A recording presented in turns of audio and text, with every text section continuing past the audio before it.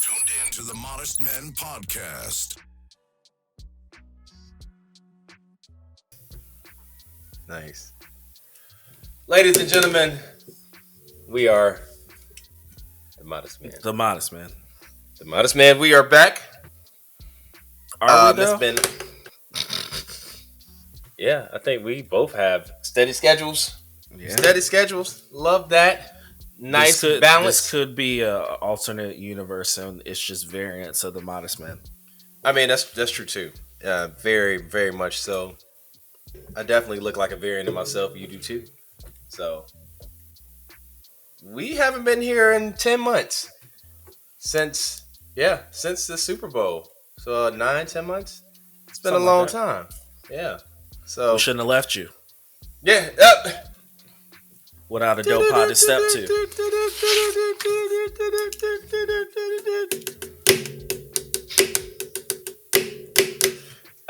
This is actually a decent pen.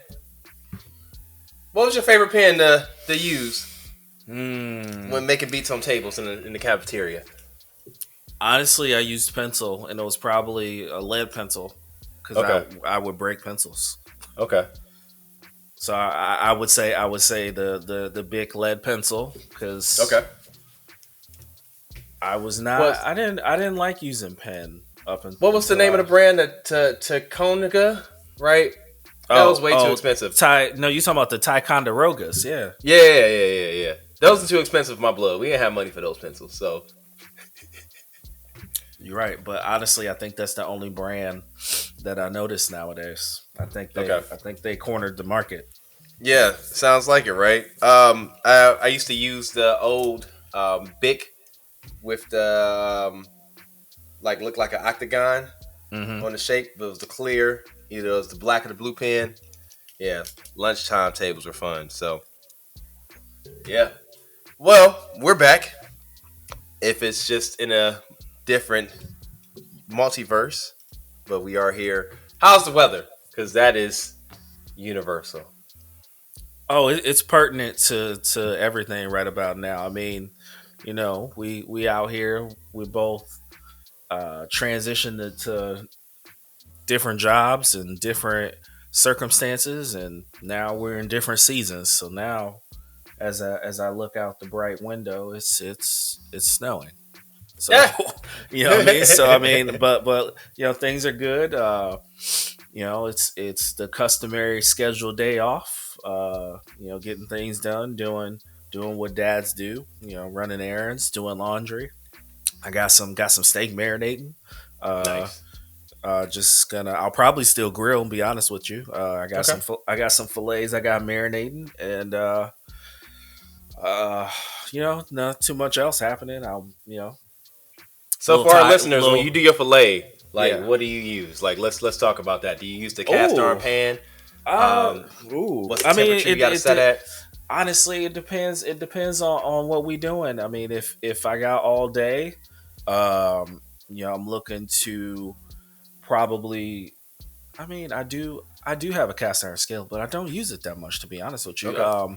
I usually stick with my non-sticks and then, give it a hard sear and finish in the oven with a little bit of butter, a little butter based, salt, pepper, and garlic. Honestly, okay. I keep it simple.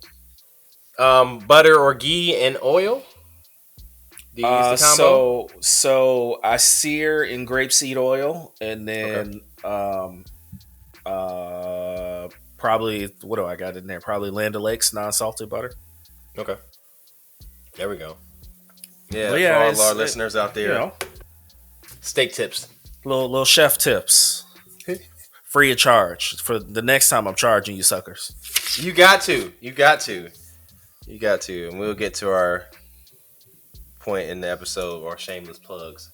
So for sure. We talk about where people need to go eat and what else you got going on. Yeah, well, how's the weather over there with you, my guy?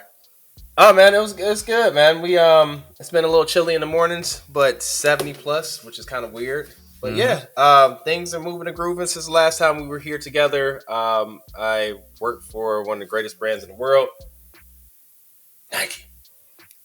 Yes, Swoosh. for the people who are only listening to the audio, he is pointing to the swoosh that he proudly wears in almost every bit of culture on his body. Yes, that is true. I do not have a pinwheel on my arm though. That is, I got to do the 10 years for that one, but once that may happen. So yes, for the listeners out there, I do have on a bright orange box. Just do it Nike shirt with the swoosh, the classic logo. Yes, I am the head coach at our new store in Berkeley, and we opened at the end of May, and so it's been a lot of fun. Just I didn't know how much I missed retail until I was out of it. And then once I got back into it, it's like, okay, I knew exactly where I needed to be. So it's been a ton of fun. Don't call me for discounts because I'm not doing it. We don't get those that's off limits. So don't bug me about that. But I will tell you, if you want to support me, come shop with me. If you want to support, that's how it works. All right. But anyway, things well. Halloween was yesterday. Yes, It's been busy, man. The girls had a great time. We did the Greatest Showman, and so Ryan was the ringmaster, and Blake was the lion, and Rock made their costumes, which is really cool. And I had a singlet on because I was the strong man, and so that was a lot of fun. So y'all see those pictures during our holiday season because that's what we typically do for our holiday cards. But life is great. I have a few things going on. Next Sunday, not this Sunday, but next Sunday, I'm running my first half marathon. And so that's going to be interesting. Feel great. Nothing too challenging. I think this one is just enjoying the weather and the scenery. It's this course that I was going to be at is in Monterey. So I'm running along the Pacific Ocean, the back half of the half. And, it's just about, breathing that fresh air and enjoying life in that moment. But then the following week, I'm running another half marathon in Berkeley, and that one will be for time. And so I'm hopeful to get under 2 hours for that. So I kind of push the pace with that, but I also just kind of figure out what my body feels like and, go from there. So no, that's awesome. You won't catch me doing it, but I mean, props to you. I mean, it's you've come quite a ways, from where we were and what you're capable of doing now. It's pretty cool. Yeah, thanks, man. And, it's been a journey, right? And so we go back to the beginning of January during my fitness journey, and I'm down to 228, so I'm down almost 70 pounds since that time, and it's being disciplined enough to make changes to what you need to do. I think that is the most important thing. You only get one life, and I've neglected a lot of things in my lifetime, and so I'm now trying to turn back the clock. And my kids keep me inspired to do those things as well too. Ryan's involved in sports. She's cross country, track. I coach both of those teams now. Right. That was something that I never imagined doing. I hated running growing up, only did it because we had to do for sports. But other than that, like these kids keep me inspired, man. And then it's like, I want to be around for them. And so that is the biggest component. But you left out the part that comes natural to you, whether you know it or not. You're a son of a coach. So, you slowly became a coach. I mean, now for sure. Parenting is coaching in itself, but for sure, I think it fell into place where you kind of took on that responsibility of being a coach for them. I didn't get to really do that for my kids, but I think it's in us because we both come from that background. So it's natural to want to be able to do either things with them or for them or both. You know what I mean? So for sure. Yeah. And you brought up an interesting point. I think it's having the schedule to be able to do those things, like, how it is. Retail or restaurant industry is like, where we're serving people, it's oftentimes don't align with, the times that you can actually go out and go coach. Right. So I'm fortunate enough to work for a company that supports that.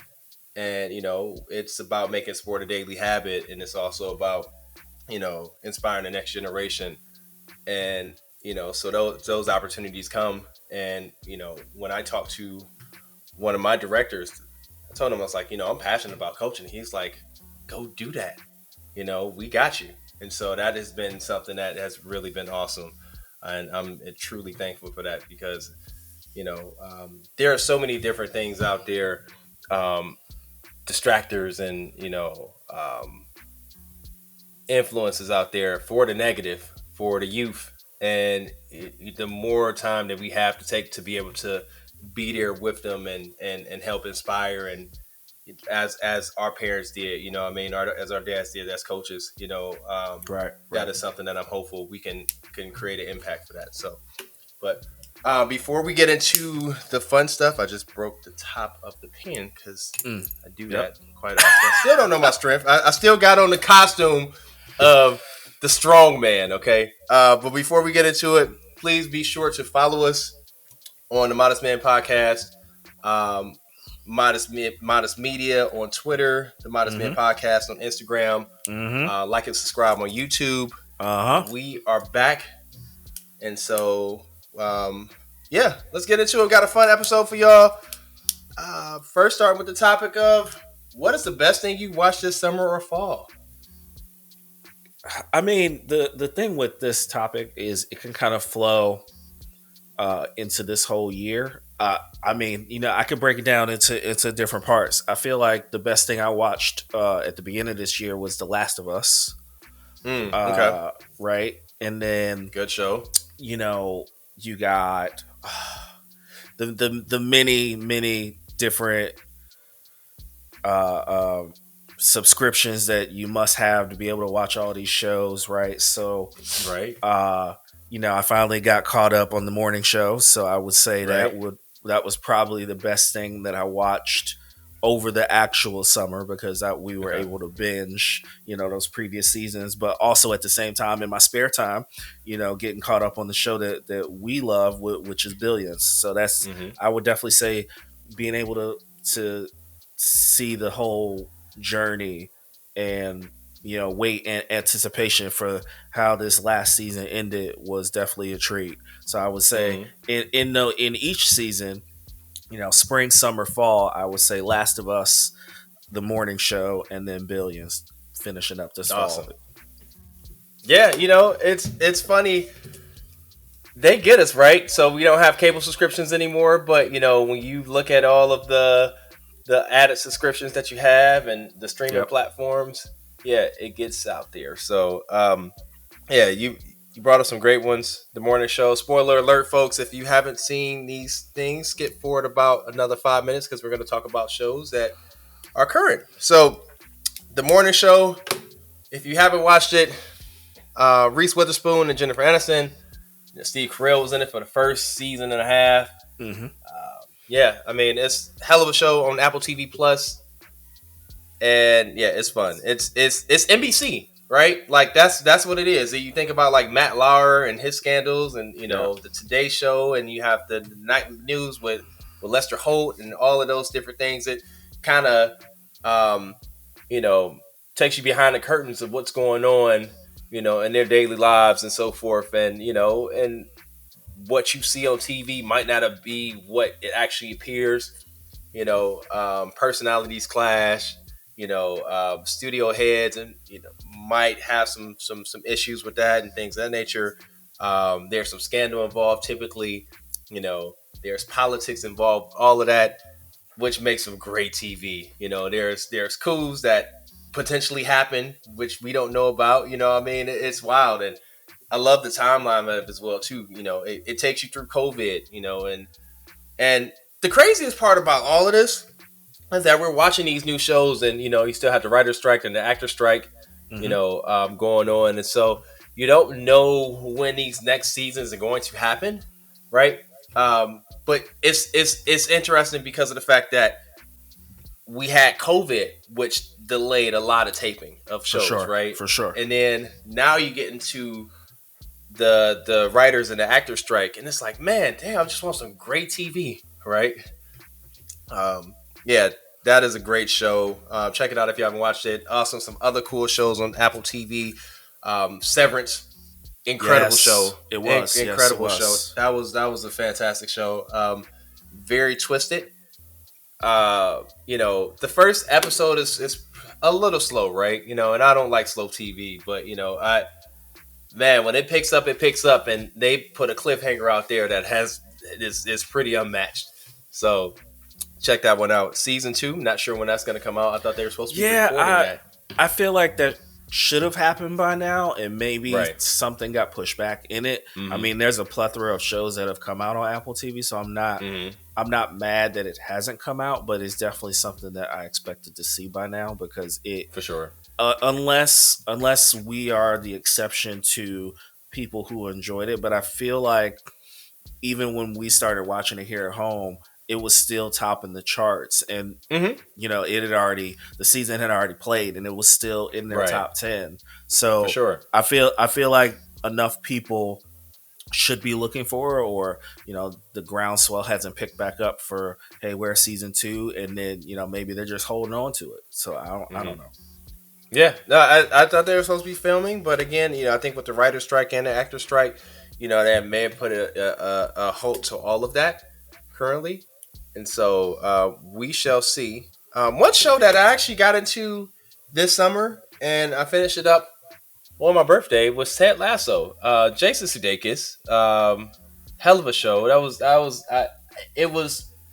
told that it was cheesy, right, and it definitely had a little element of that, but man, it pulled on the heartstrings. I felt all of that. I mean, I watched it literally on my birthday, the last episode, and I was like, damn, while you're ending the show, like, it felt like a sense of completion.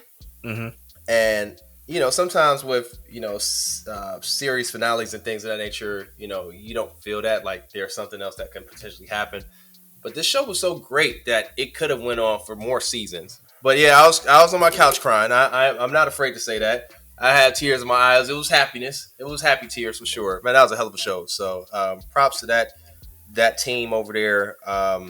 Yeah, they have his club shirts that we sell in some of our stores, and so that may be something. I actually saw quite a few Ted Lassos on the internet as well too, which is funny. I feel like the show has. I mean, that's such an impact that a fictional show of a fictional soccer team can actually have real apparel in a sporting goods store. Like that means it had an impact in many ways, that people will want to wear a jersey of a team that doesn't it's not even a team. Like, I don't know. For sure.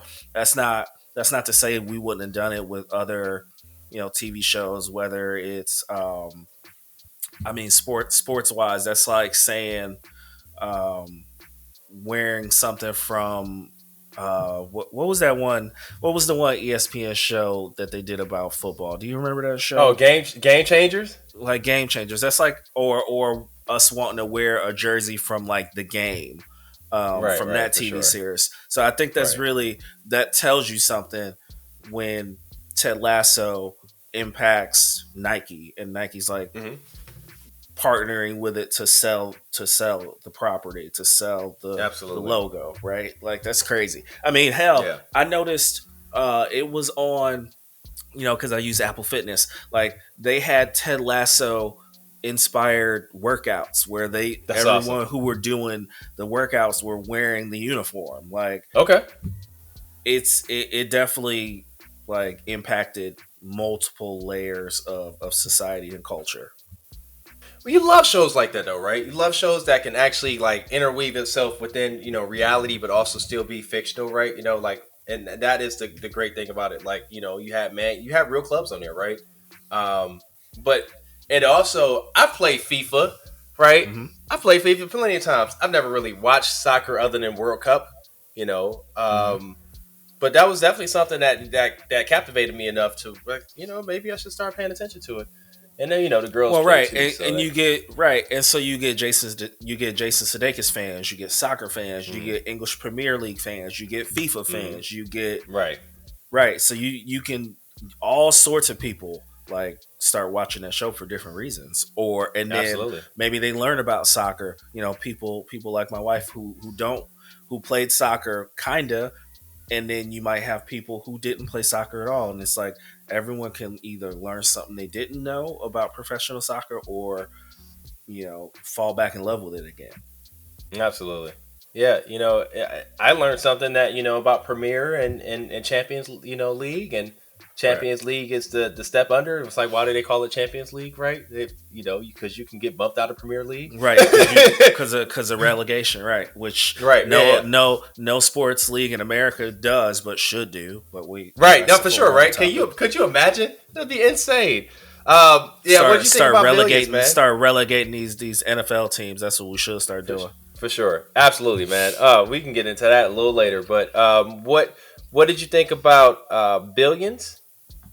So I think my relationship with Billions kind of went up and down, and I loved and Okay, hated the main characters all at the same time, because when the show okay, first started, I did not like Bobby Axelrod at all. okay, So I was definitely more on Chuck's side, because I okay.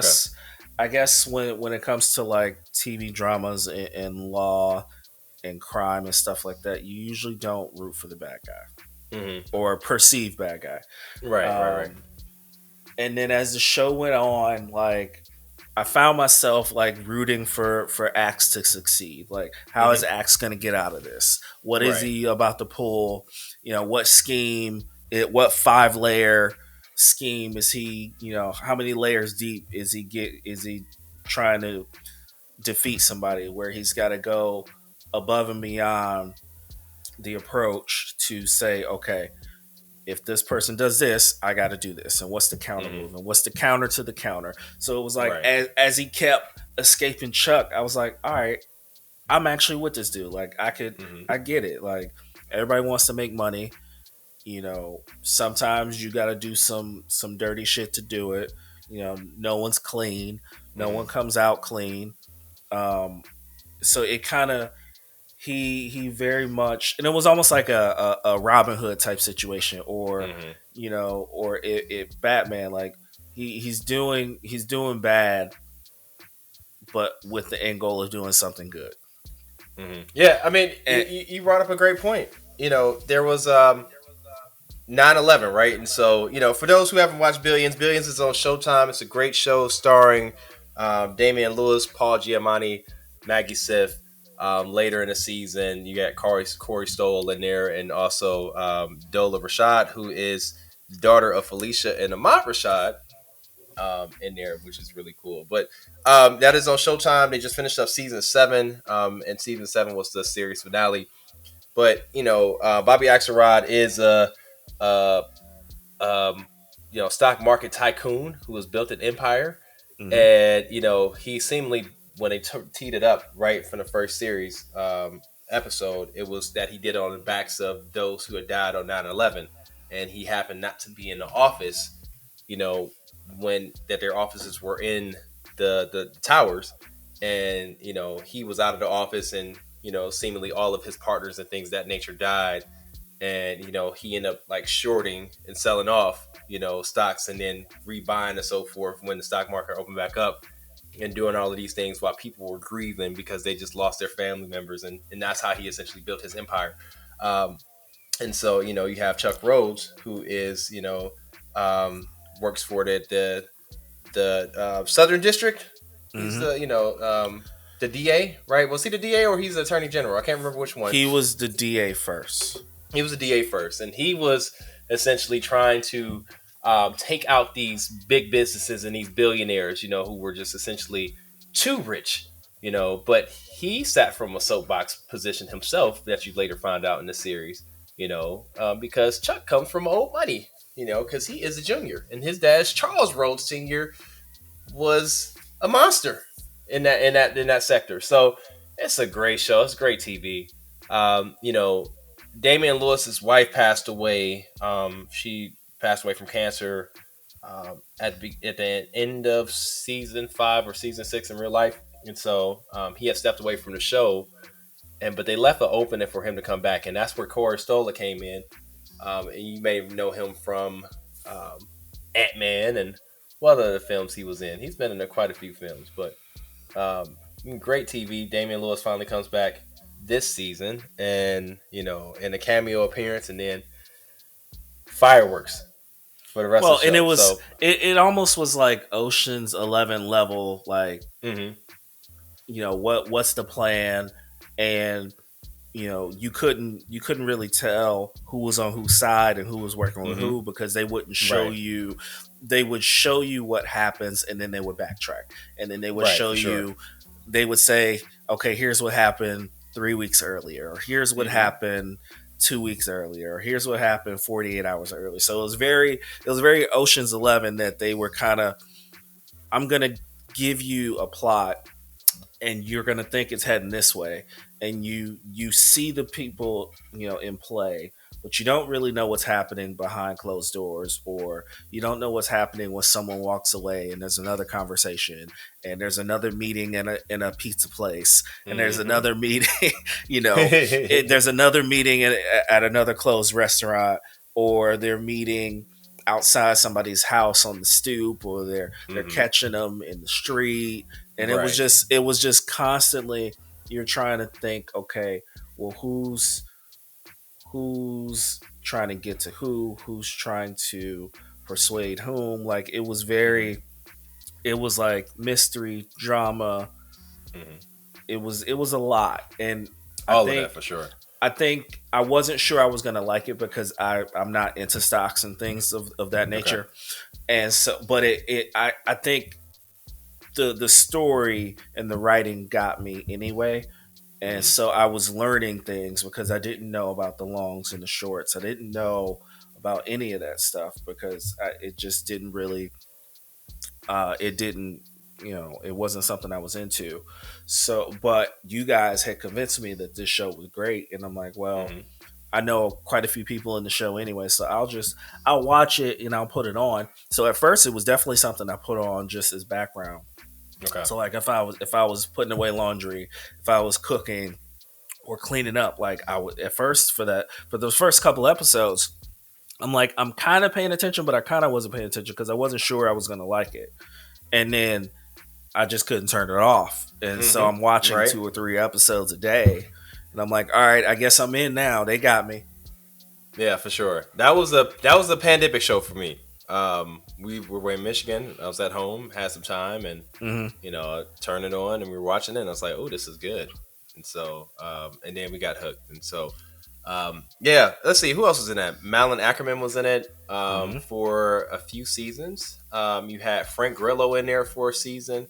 I mean, they had cameos in there, and it was funny because, again, it's teetering on the side of what, surrealism, in a sense, where you're intertwining, both, real life events, real life people and celebrities and so forth. And, those what makes the show great. Entourage did a fantastic job with that, keeping you captivated in that regard. You always look for cameos. Same thing as far as with, Ted Lasso, and then you get, essentially Billions. So if you haven't seen that, check that show out. It's amazing. I mean, I was able to watch that show, and now I'm just looking at it like it's been on for 7 years. Yeah, and I was able to catch up. I was able to catch up in less than a year. That's nuts. I love shows like that. Yeah, it's incredible. So we're gonna move into another fun topic of that we always talk about here on the show. Speaking of shows, Marvel and better television. Yeah. Oh man, that is up for debate, because let's just be real, Disney Plus. Well, overall, Disney Plus is yes. If we're gonna take the Marvel out of it, or the Loki out of it, because that's pretty much all you can pretty much do. Anytime Disney Plus puts a show on that's a 6-8 episode series, it's shit. Yeah. Let's talk about the state of Marvel. The exception is Andor and this show, Loki. Yeah. Loki is the first one to get a second season, right? But outside of that, every time they put one of these shows on, it starts out really well, and along the way, somehow these storylines and the plot and the way they land the plane for each one of these series, it just does not work. Yeah, for And sure. some of them are really bad, and some of them don't make sense, and a lot of them. And I get it; it's hard. There's been a lot of content, and they put out a lot of content, and we've talked about it before. They put out a lot of content during COVID, and you got all these shows in the 1 year, and it's some of them still weren't good, but we were getting content, so we were happy, right? Yeah, for sure. I don't know if I'm. I don't know if I'm happy now. No, I mean, the state of Marvel is in question right now. We're really questioning where the direction is. I think Loki is the linchpin of this entire multiverse saga. Right? And that has been one constant. And to go back to the Disney Plus shows, Disney Plus is a great platform, right? I think with all these streaming channels and things of that nature, the fact that you can go on a show, I mean, on an app, and pull up films that you watched as kids. Of course, my kids love that. Of course, films and TV shows. Yeah, I mean, and TV shows. I can include like going to the Star Wars stuff, Star Wars Rebels, Star Wars, Clone Wars, like things we all watched. Yeah, and so you get all of that, and then you come out of the Infinity Saga, which was, in my opinion, I mean, it's all we knew, right? It's what shaped us in a sense, and really shaped film in the past decade. And you had the culmination of, Endgame, and then you wonder what's next. And so we've always had those conversations. What's next? And with the exception of Spider-Man, which is technically out, it's MCU, but it's a Sony produced movie, right? Those, we didn't really know where the direction was as far as for where the MCU was going and the continuity and things of that nature. So we got, WandaVision, which was a hell of a show. I really enjoyed that. That was a lot of fun. Captain and Winter Soldier. I mean, Captain America. Well, you just say Falcon and Winter Soldier. No one asked for that show. No one asked for that show at all. But it was okay, right? Again, here we go to content. But then we get into Loki. And Loki was incredible. I've watched the first season of Loki 5 times. And every time I watch it, there's something to do with that, right? And there's something more that I didn't see before.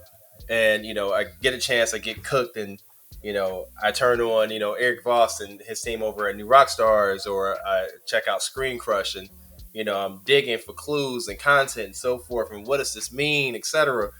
And, but there's no continuity. And we talk about the multiverse, right? And it's one sacred timeline. And, we have all of these different, branch timelines. But that's what it feels like with the MCU. And so, then you get Secret Invasion, which is such a big build-up, man.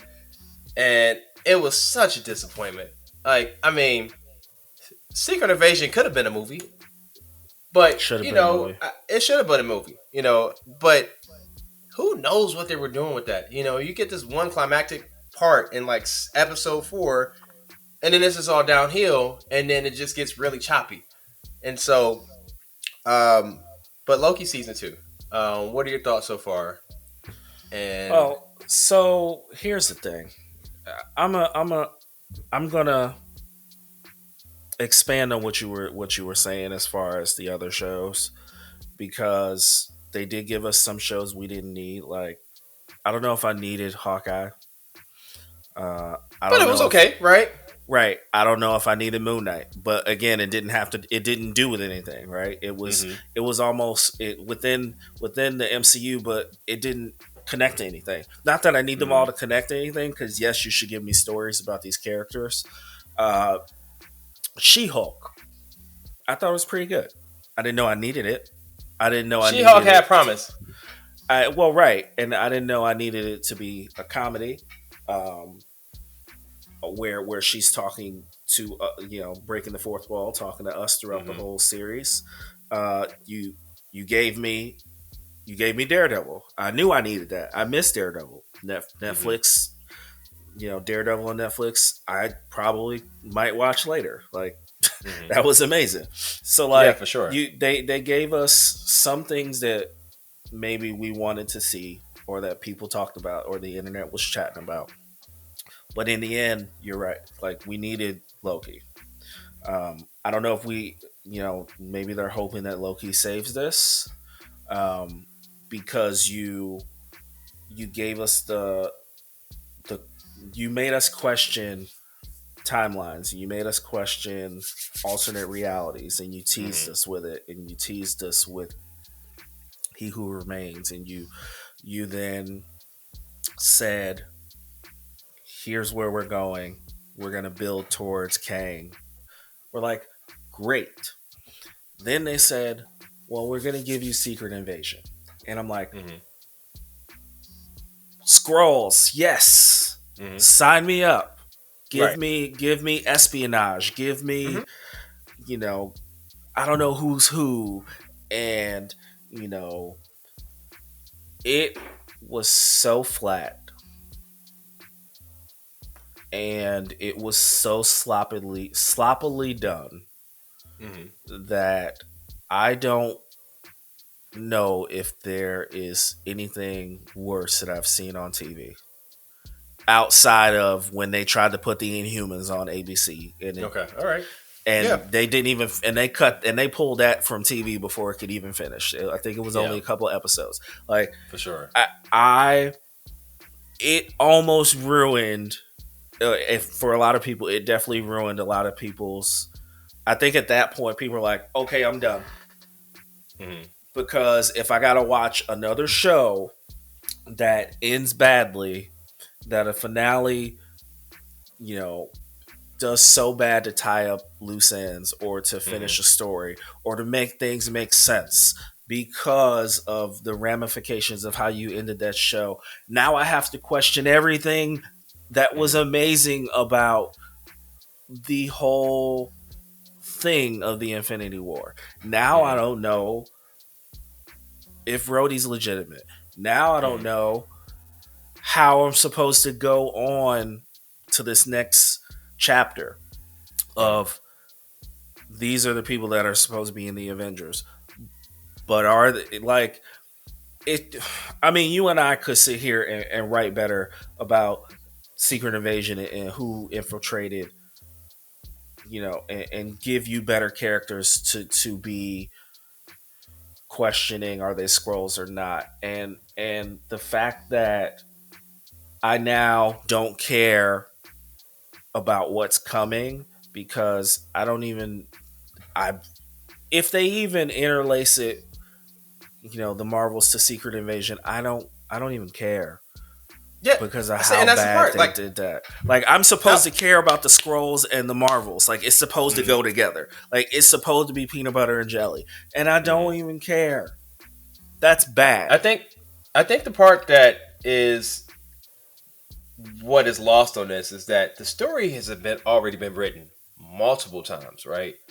And so when you talk about Secret Invasion, that story has been written, and it's already like you have everything in place. We're not lacking characters anymore where we didn't have characters available because of mergers and things of that nature. I mean, Nick Fury had been out of the picture for a couple of films, and now he's back, and it was the level of excitement for Nick Fury being back. I mean, who doesn't want to see Samuel L. on TV, right? Like, that is, big part of what we were watching it for. And then, it fell flat. And it left you with many questions, going into what's next and where the story is going to be able to be tied up in. How does Secret Wars play into this? How is the next big bad Kang the Conqueror play into this? And one thing that they did a poor job with was actually releasing the trailer for the Marvels when Secret Invasion was out. And it's like, why would you show Nick Fury sitting in space, right? Why would you do that? You know what I mean? You don't know if Nick is dead. It was in one episode you thought Nick was dead. You don't know was it actually Nick Fury. I don't know. That was pretty poor quality. But you get many variants of Kang the Conqueror. There was plenty of recuts. There were recuts done, reshoots done with Quantumania, which was not a good movie. No, it could have been a lot better. Ain't no way he should have lost to one Avenger and some ants. Yeah, Flat out. But to say there is many variants of Kang, right? And so like that was the part. Like there were, but if he was one of the 5, right, or he was one of the 5 that was sitting on that console. He was a real big bad, and he got taken out by ants. But just the way, and then we seen it in Loki as well too. Like He Who Remained died, right? But he was a big part in establishing obviously the sacred timeline. Victor Timely was another variant who potentially wrote all of the stuff for the TVA, which you don't know if it was him or Boris OB. Shout out to that show and to OB. I don't know, man. It's interesting. We'll see what happens. I'm very excited to see what happens with Loki. But I don't know. I've never really been. I saw Captain Marvel, and that was a nice holdover, right, in between Infinity War and Endgame. But then she came into Endgame and did nothing, and I was like, that was such a disappointment. And then let's just talk about it real quick, because there was this show for Loki season 2. There was no recuts done, and Marvel had taken a stance where they didn't take a stance at all with everything that was going on with Jonathan Majors. And to see him going through this now, as far as in the series, like it's like, okay, well, they're sticking with Kang as the big bad that's going to be going through the multiverse saga. So we shall see. Do you expect a variant of Kang to be in the Marvels? Who knows? So here's the thing. So outside of the Quantumania flub, I feel like the He Who Remains and Victor Timely aspect of it has a point. And I think, and I saw this somewhere on somebody's post or some sort of machination where basically He Who Remains knew how the sacred timeline was going to go until he died, right? For sure. But what if he knows that him dying or the things that led up to him dying will repeat itself? Like in a way that, so spoiler, if anybody, I'm trying to think, if you're caught up, are you caught up before I say this? Oh, season 4, episode 4, yes, absolutely. Yeah, so right. The theory is, while Sylvie killed He Who Remains, the fact that they went back and got a variant of Kang, and it's Victor Timely, and Victor Timely, was given the TVA handbook and was given the technology and was able to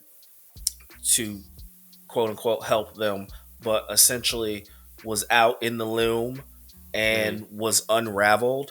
There's a theory is that's how all the variants of Kang are created, is by the unraveled string spaghetti of Victor Timely. Of Victor Timely. Which is kind of funny about you talk about the string spaghetti, right? Because you saw that with Mr. Fantastic, right? Correct. Like, so I love the theory. Like the theory is he's unraveled, and all the forms of all the Kangs are formed from the unraveled spaghetti of Victor Timely as they enter the loom and enter all the different branches of the timelines. No, that makes sense. So essentially, He Who Remains knows that he will be reincarnated, and the process will continue in an endless loop. Allegedly, he just didn't know when he would die, but he knew that because Victor Timely was given the technology from the future in the past to then create this. So it's a weird infinity loop, but it might be true. Yeah, and you saw with Victor Timely, of course, he was pretty oblivious to what was going on, of course, outside of like what he read in the TVA. But when he was actually in the TVA, looking at the illustrations on the wall and seeing all of the variants of Kang, right, and really paying a close eye to it, or when he appeared through the what is the little time box that they go through, like the portal, right? Yeah, just I a forget portal. what the Yeah. name. Right, exactly. When he went through the portal and he turned around and he saw a face of himself on the wall. Right, like it was wild. But I mean, that could very well be the case. But where is Loki at currently? Right, because you looked at we had a discussion about this. Loki pruned himself, right, and so Yeah, that was wild. right, and so I'm wondering if he appeared back in the land of all of the Lokis, right, or like I know he had the device because current state right now they left it with a cliffhanger that the TVA and everyone's dead, right? Like so there is no TVA currently, from all intents and purposes. We shall see. But anyway, that y'all should watch that. If y'all haven't watched it already, we probably already said too much for you. But I mean, then again, this shit is written in the comic books anyway. So we're not giving anything that Fair is fair. you haven't already seen anyway. So we warned you. We warned right. Man, it's a whole bunch of stuff going on in the NFL. It is what is this, week 9? We halfway through the season now. This is crazy. Yeah, week 9. Yeah. Trade deadline. Hey, let's just talk about this too. Trade deadlines are so weird, right? Because we always think that there's so much stuff that's going on that's going to happen in the trade deadline. There's so many different speculations. Every fan base is like, and this is across all sports, right? Especially like NFL and NBA, where all fan bases are like, oh my gosh, it's like, come on, do something. We need such and such, such and such and such. We can give up a 3rd round pick or a 6th round pick for this player and such, and all of a sudden nothing happens. Ultimately, nothing happens. The Ravens didn't get a running back, right? The NFL of the leagues, I would say, of the major sporting leagues, I would say that the NFL is the one that does the least trading. Yeah, it's true. And which is funny because we look at it all the same. We're like, okay, well, this person's an unrestricted free agent next year, and you don't want to lose them for nothing. So in our heads, whether it's the media or fans or the talking heads, like everybody can see when these contracts are up. So they're like, well, in theory, you don't want to lose Derrick Henry for nothing. So they should try to get something for him. And the Ravens need a running back, and the Cowboys need a running back, and you start doing all these hypotheticals. When in reality, these GMs are either scared to pull the trigger, don't know how to send a fax, or don't know what they're doing.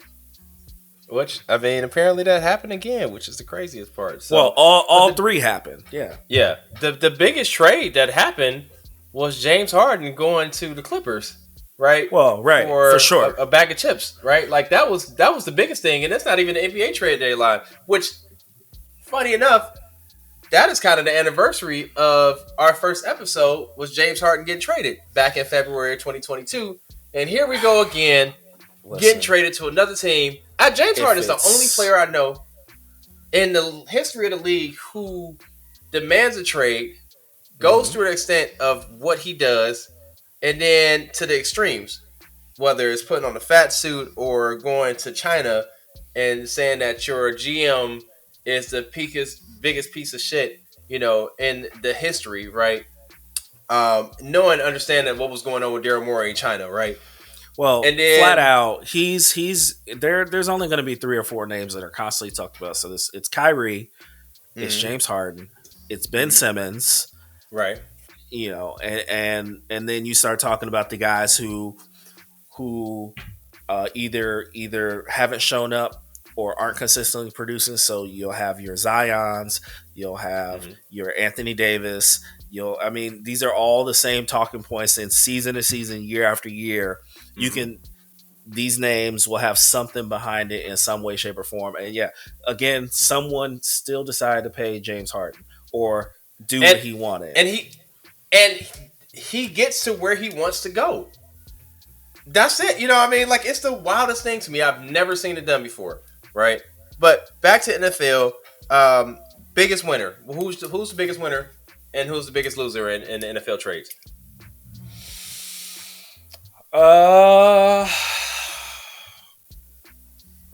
Probably the 49ers getting Chase Young. For a third round pick.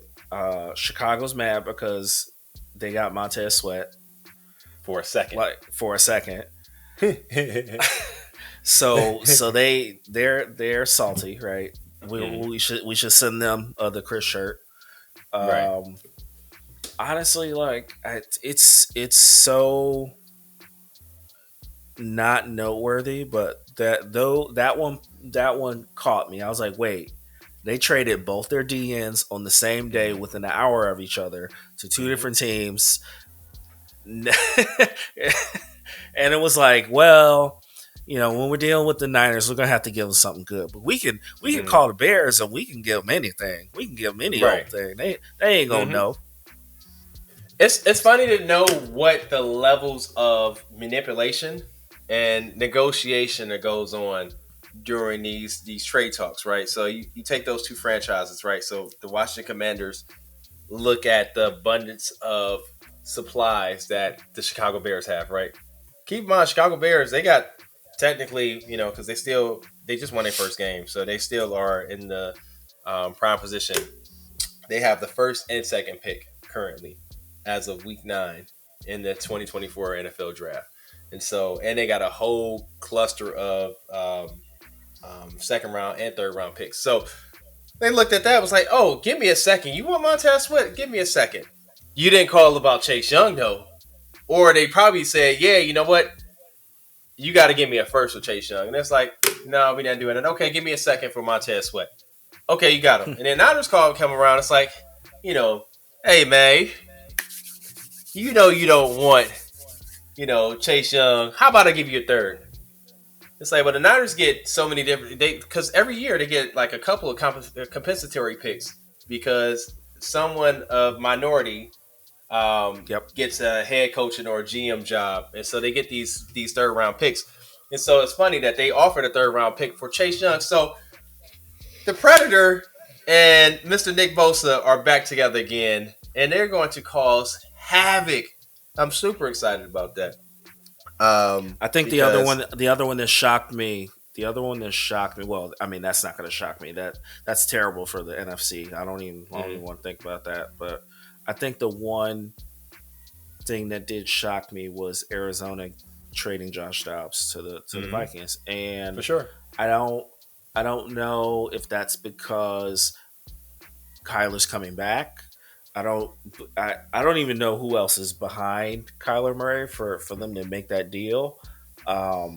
they're full tank right now. I'm looking at they got back. They traded Dobbs and a 7th round pick and got back a 6th round pick. So yeah, I don't understand what the thinking. They got the rookie starting. Technically, I think they're full tank mode as well too. I think John Gannon this was the point where they're like, all right, we're done. Yeah, I mean, you can't shop Kyler Murray right now, right? Like, I don't think that anyone's going to give you any kind of picks, especially with his contract. I think they're going to wait it out and take their time. And when it comes down to the NFL draft, maybe looking at trader Kyler Murray. I don't think Kyler Murray is the future. Can you name me who's about to play quarterback for the Arizona Cardinals? We should just start playing who's the backup quarterback. That's he is a rookie though, and why would I? It's funny because you think about the Chicago Bears and you got Badgett, right, who played D2, D3, right, in Western Pennsylvania, right, and he was the backup for Justin Fields. Like, so hell no, I don't know who the Cardinals QB is. Why should I know him? I mean, the story behind the Bears guy is they coached him at the Senior Bowl, so I get why they took a flyer on bringing him to camp. Mm-hmm. And he just did the smart thing, which is go all in on learning their plays. So he knew the playbook going into training camp. So that one totally makes sense. Whoever this is, Clayton Tune is 6'3", 220 from Houston. Okay, damn. I don't know who he is. Don't know who he is. Have no idea. Does that mean the Vikings aren't selling on their season? Like, do they think that Justin Jefferson wants to come back to catch passes from Josh Dobbs? It depends. It really depends. I think that, what you got Jordan Addison and KJ Osborne and you got TJ Hawkinson, I think you got some pieces there. And I think that Josh Dobbs gives you a better play than the current rookie that they have that was backing up Kirk Cousins, right? I think that is the move. If I'm the Vikings, I'm probably still going to sit Jettis because he is my long-term future. And hamstrings and things of that nature, whatever leg injuries he's dealing with, are hard injuries to come back from. And, I just wouldn't put him back out there.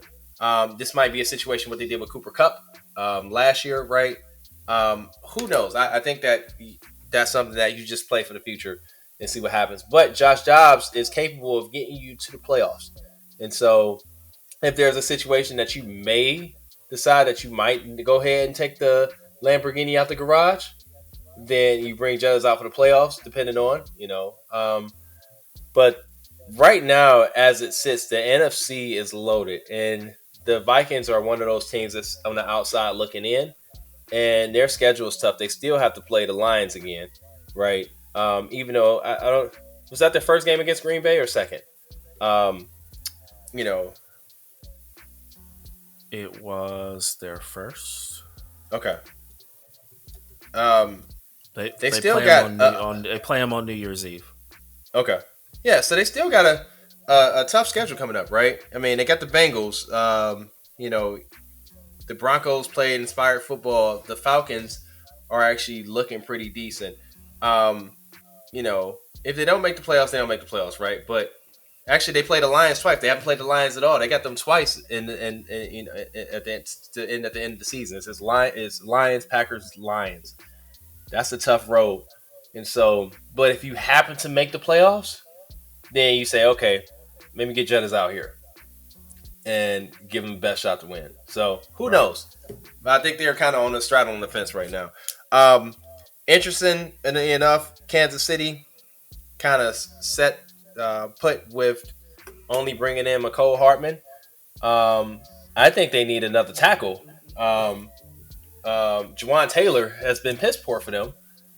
They let Orlando Brown Jr. walk, and they brought in Taylor, and Taylor doesn't have the capabilities to keep Pat from doing the happy dance back in the pocket. Pat is obviously really, savvy back there, and he's, I think, near his career high as far as the rushing yards or rushing average per game, because he's moving, right? But I expected him to go get another weapon. And, whether that was like DeAndre Hopkins, even though it probably didn't help the case that DeAndre Hopkins had 3 touchdowns, when Will Levis came in the game on Sunday, right? So that probably hurt their cause on that. But I thought they were going to go get someone else besides McCole Hartman, because outside of Travis Kelce and, say, Rashee Rice, who is the rookie, they don't really have a lot of weapons out there. Sky Moore has been disappointing. Justin Watson is piss poor. What you got? Blake Bell, kind of inconsistent. Noah Gray, I just thought that they were going to have MVS hasn't really made a difference as much. Not at all. So you're talking about the Super Bowl champ, and they just gave up. They just only scored 9 points. They had 3 Harrison Butker field goals, right, against the team that gave up 70 points a few weeks ago. Like, to their credit, division games are always tough, right? And the Broncos seemingly play, Mahomes tough. But when you give up 70 points, you don't all of a sudden just give up 9 points to the Super Bowl champions, right? Like that, and it wasn't like the weather was a factor as well, too. So I think that there's something. But I will say this, Eric Bieniemy not being in Kansas City, they should have maybe paid the man.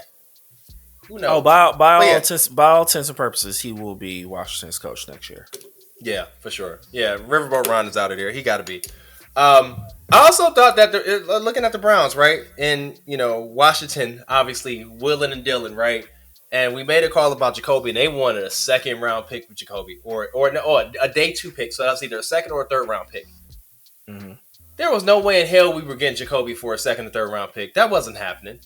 Like I think that was like we get back to the the negotiation manipulation. Looking at what we have as far as draft picks and where we're sitting at currently, and knowing that we probably need another quarterback, you know. Right. And it's like, nah, we're not gonna give it to you. So anyway, that's wild. Josh McDaniels got fired last night. Oh, they cleared out. They cleared house. I saw this. I saw, where the amount of, I guess I didn't realize the amount of people that had came over from New England players wise, and then the two people in charge were both also from New England. I was like, oh, well, for sure, that didn't work. Yeah, absolutely. I don't know, man. I felt bad for Devontae Adams, right? Of course, he came to Vegas on the intent that they were going to have Derek Carr and his best friend being there, and someone who he calls his favorite quarterback, right? Well, when you look at it, a couple years ago, they were in a really good position. I mean, they were winning games. They were feisty. Josh Jacobs was at the beginning of his career, so he was killing it. Like it was a good team on paper. Yeah, for sure. Yeah. I don't know, man. It's wild to see. So we'll see. It's always a shitstorm in Vegas with our Raiders organization. And, 1 year they'll have a really good year. And then the rest of the time it's pretty bad. So they're on their third coach now. And 4 years? Something like that. Is that right? It's kind of silly. What is going on with these Kelsey and these Swifties? That, Taylor Swift put Travis Kelsey on the map. I stay out of it. I mean, good for him. He shot a shot. It worked. It's blossomed into something. But I'm kind of over it. As far as the media, each network is trying so hard to talk about Taylor Swift, whether the Chiefs are on TV or not. It very coincidentally, the Chiefs are honestly a team you put on primetime TV anyway. But it's so funny that NBC's like, I hope she comes to the game, and then she's at the game, and then she's on Fox, and then she's on ESPN, and then she's if it was pure marketing, it worked. But I don't know, man. He's good for him, good for her. Like, love seeing people happy.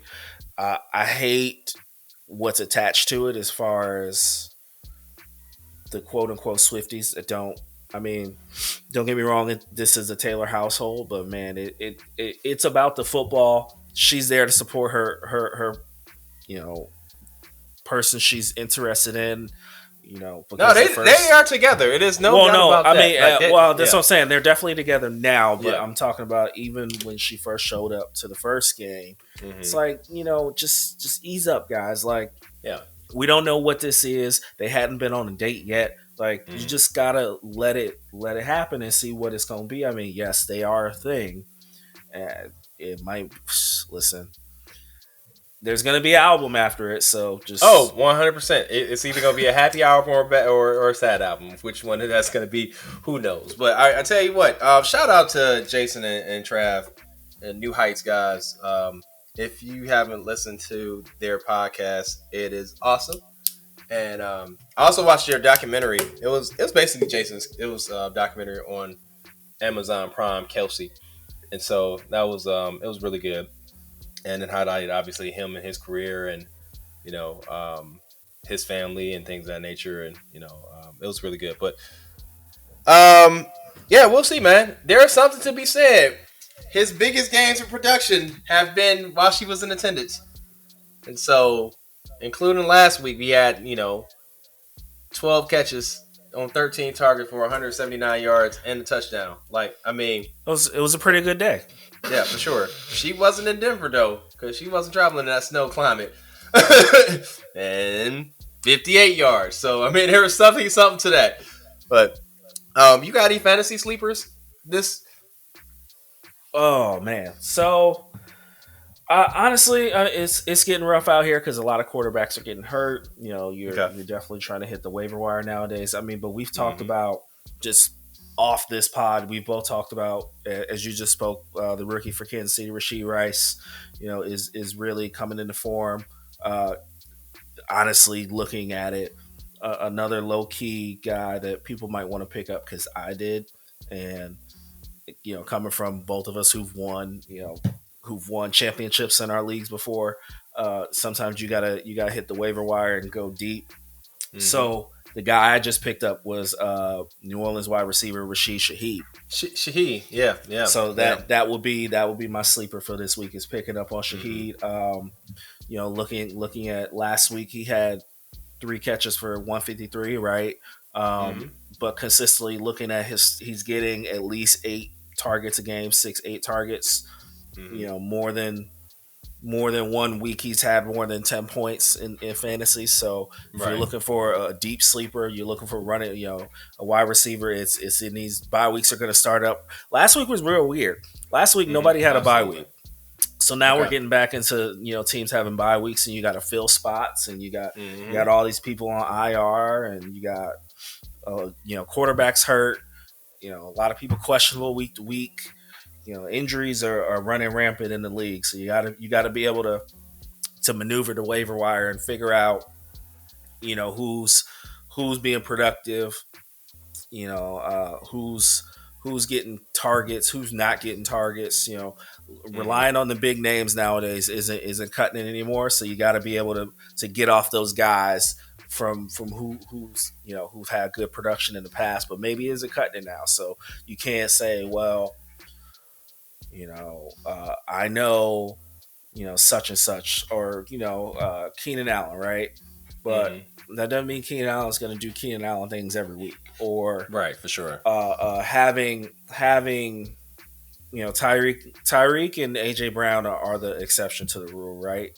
Like, they are having historic seasons for wide receivers, but it's hard to really be consistent on these guys, because either the quarterbacks aren't consistent, or the offense isn't consistent, or there's an injury. So it's I'll tough put out the here. third in there, which is Diggs, and Diggs. Right.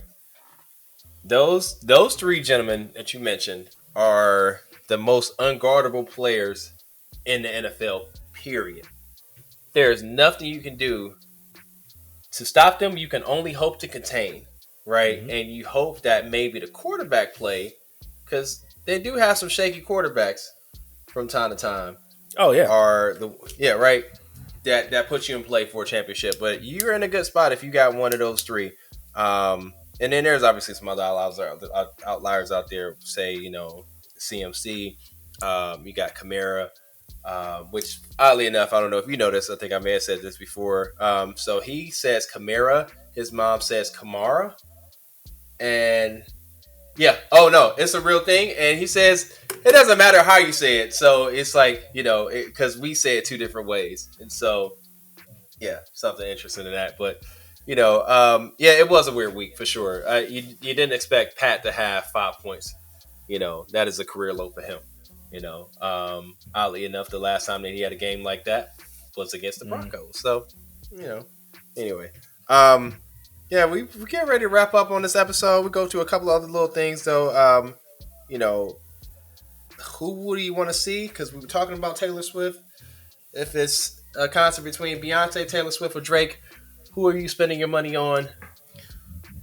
Well, I brought that up because of the ticket craze, right? And how these ticket prices are so high, and the demand is high, so it's hard to get these tickets. And you got people out here, doing the most to try to get these tickets, and willing to travel to different cities when you can't get it to your own city. And for me, I mean, I would say just to see a great show, I would say going to see Beyonce, because you get such a catalog and so many hits. That's probably her performing. I forget what I think. Taylor's a couple hours that she does. I can't imagine Beyonce doing less than 2 hours for a set. Like, for sure, the amount of bangers that she would just perform, and she's got the live band, and then the marching band. She's got the dancer. She's got the French dudes, Le Twins, out there with her. That would be just a whole event, and it's because it's bad. I mean, people dress up for for the Taylor show because of the different eras, but like people show out for Beyonce. They, you know, you got like Bianca Belair making her own outfit, you know, or Trinity Fatu had made her own outfit and got recognized Beyonce on her Instagram. Like it's a thing to go see Beyonce because you were going to go see something great. So that's my pick. Yeah, for sure. I mean, I'd agree. I mean, it's these three artists that we mentioned, they are pure entertainers, right? Like, I mean, and if this happens to be in the same city on the same night, who are you spending your money on? For me, it would be Beyonce as well. I've never seen Beyonce. I've had the opportunity, you know, what was the On the Run tour with her and Hove. I had the opportunity to go, you know, because tickets were still available. Didn't go. And so maybe regretting that a little bit because I've seen Hove many, many times. Yep. And so that, you know, right. But yeah, it's crazy, man. Oddly enough, Taylor Swift has the Eras, you know, movie out, right? And it's done big numbers in box office, and apparently it's everyone's showing out like it is a concert and you're going. Yes. And to go see that. And so Beyonce has a concert movie coming out this month. And so we'll see if that actually, you know, same kind of response. I imagine it probably will be. Yeah. And then Drake is coming to his own, man. Like his shows, man, are legendary. And so, but I don't know. Beyonce first. I don't know. I saw NSYNC in concert, and that was a hell of a show before. And so that was something that, you know, I wouldn't be opposed if it was a free ticket to go see Taylor Swift, but you know that ticket isn't free. So, yeah. Shout out to the Texas Rangers right now, and shout out to Marcus Semien, family friend, him and his wife Tara, which oddly enough, Tara and Raquel played club volleyball together, and then her sister Brittany and Rock were college teammates and roommates for years. Okay. Marcus plays for the Texas Rangers, local guy here from the Bay. They just had their fourth baby. They just had a girl because they had 3 boys, and so congrats to them. She had it right before the World Series, so that was really awesome. But yeah, 1 win away, Texas Rangers from winning their first World Series ever. And shout out to Bruce Bochy as well too, man. Bochy has done legendary things, you know, when he was with the Padres, of course, you know, obviously here with the Giants. I was going to say, wasn't he the Giants manager when Barry was there? Yeah. Okay. Yep. Got 3 of them things with Bochy. And, you know, for the powers that be, you know, let Bochy walk. And Bochy decided to retire, you know, because he's like, I'm if I can't be here, then I'm going to be done. And then first assignment, you know, first season with the Rangers and got them in the World Series, man, 1 win away. So it's incredible. You know, the Diamondbacks and what we know about baseball, nothing is guaranteed just because you were up 3-1.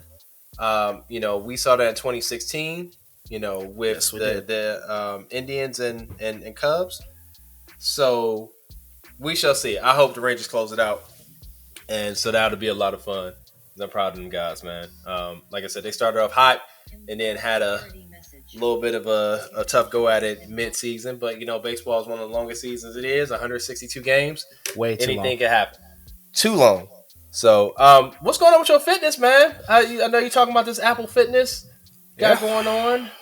You out still cycling? What are you going to do since you got snow on the ground now? Are you still getting out there to go cycle? I am not going to do that at all. I haven't figured it out yet. I don't know. Okay.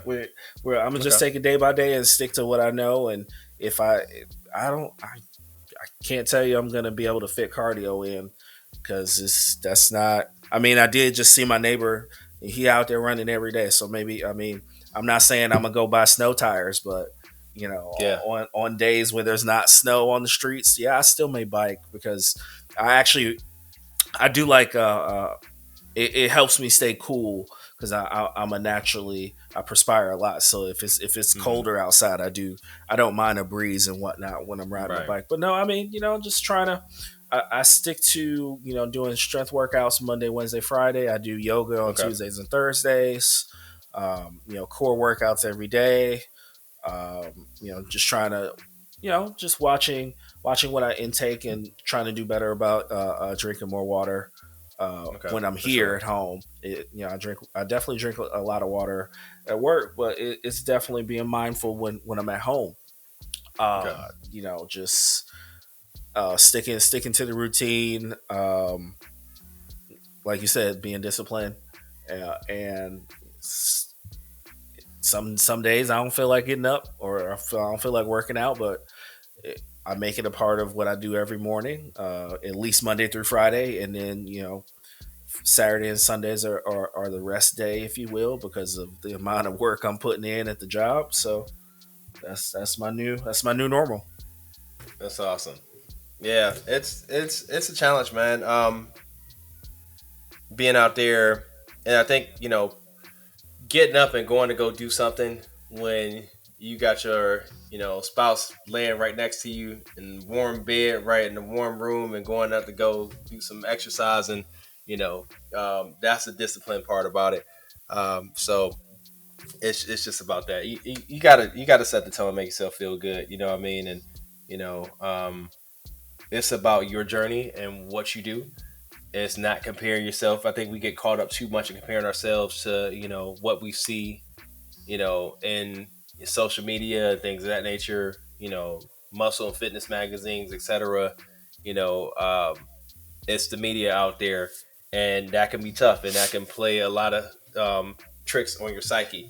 I think it's just about making sure that you feel good. You know, whether that's the mental aspect and the physical part of that as well too, and doing those things, and Right. staying hydrated, eating well.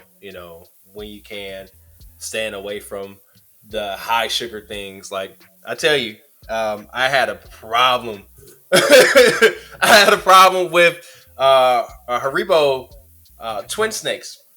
I found out about those things last November, and it became a sugar craze for me. Like I was like, oh my gosh, the sweet sour combination was like the best thing on the planet. Yeah. And I was going to go hunt Dollar Trees up, and buy the packs of 10 because hide them in my center console and eat them joints. The girls would pick me some up, and I'm like, no, like stop. And so I haven't had a pack in a few months, but it's about challenging yourself, man, and doing the hard stuff. So you only get one body, and so that's that. Outside of the two half marathons we got going on in November, I've been lifting heavy again just because I'm putting a lot of more miles on. Just wrapped up with a burpee challenge. I got through 25 of 31 days of burpees, and and I felt great. And I just also had to make sure I paid attention to my body to make sure that I wasn't in a lot of pain. Of course, you know what I mean. Like your body lets you how you feel and things of that nature. And sometimes your mind will say, "Hey, keep going," but that's how you really get hurt.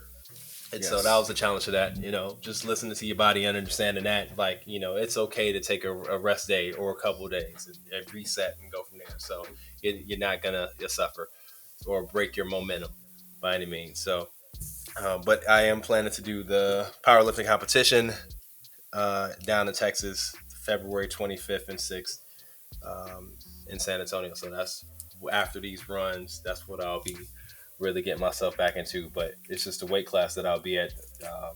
Trying to decide now if I'm gonna cut or play at that 242 range. So Okay. Anyway, Cool. Shameless plug, man. You was talking about outdoor running and doing it in the weather and so forth. We have at Nike.com and also in stores we have the Infinity Run 4 that has Storm Tread. So that has a tire traction to it, and it's great. It is Gore-Tex, and so you can get out there and go do your running in snow, keep your feet warm. Got a great everyday running shoe. Or out here it doesn't snow, but it definitely rains, because that's the worst feeling in the world, is having wet toes. I don't. Oh yeah, terrible. Yeah, it's disgusting. Yeah. Anyway, so yeah, go get you a good pair of running shoes. Go do something. If you're gonna do that. But anyway, talk about your restaurant, man. Where you at? What are you doing Oh, now? And shameless where do people need to plugs. go eat? Shameless plug. So, I am now working in University Circle at a French restaurant called L'Arbitrage. It is on the campus of Case Western Reserve. We are doing French classically inspired food that's fused with modern ingredients, so on and so forth. I've been there for about a month now or something like that, and Yeah. it's definitely a bucket list place I wanted to work because I knew that this place was a staple in Cleveland and in that area as far as what fine dining food is and what it represents, and taking uh, taking knowledge going all the way back to culinary school, the fundamentals and things that you learn are actually things that are pertinent to what the quality of food is and what the cuisine is at this restaurant. And Mm. it's a Zach Brule restaurant. Zach Brule is well known in Cleveland for what he's done since the 70s. Mm. Has opened and closed many restaurants. Okay. He I guess he would be, without being on TV, he would be the first Michael Simon. So Okay. Okay. there's a few there. There's Rocco Whalen right now. There's a few guys who are still out here with their name as entrepreneurs of Cleveland and representing Cleveland. So it was definitely a place that I was like, if I can work there and I can cut it there, then I know that wherever I go next, I'm not scared to fail or to take that next step to be an executive chef, because this place, hands down, puts out great quality food to a mass amount of people every single day, rain, sleet, or snow.